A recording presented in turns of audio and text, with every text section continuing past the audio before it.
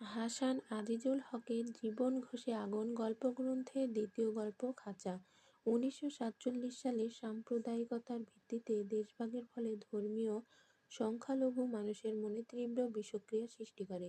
খাঁচা গল্পটি সেই হতাশাদীর্ণ মানুষের চালচিত্র। বাংলাদেশের একটি বিশেষ অঞ্চলে অম্বুজাক্ষ পরিবারের বাস। স্ত্রী সরোজিনী, বৃদ্ধ পিতা এবং 5 পুত্রকে নিয়ে তার দারিদ্র্যের সংসার।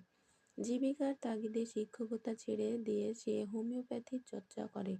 সাম্প্রদায়িকতার ভিত্তিতে দেশ ভাগ হলে অনেক পরিবারের মতো তারাও ভারতে চলে যেতে চায়।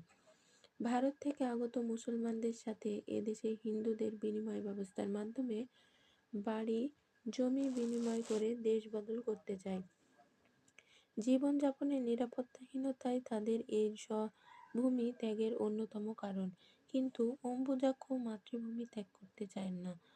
এছাড়া সে জানতে পারে ও দেশে গিয়ে লোকেরা ভালো নেই। দুবেলা দুমুঠো খাবার জোগাড় করতে তারা হিমশিম খাচ্ছে। প্রথমে ভারতে যাওয়ার আশায় বুক বাঁধলেও পছন্দের জায়গার সাথে বিনিময়ের ব্যবস্থা না করতে পারায় অম্বুজাক্ষের দেশত্যাগের ভাবনা নতুন করে ভাবায়। এর মধ্যে গৃহদেবতা তক্ষকের কামড়ে মৃত্যু হয় পুত্র অরুণের। কালীপ্রসন্ন পক্ষাঘাতগ্রস্ত হয়।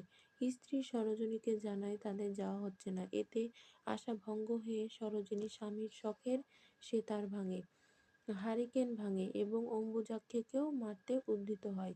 খাঁচা গল্পের সমাপ্তি এখানেই।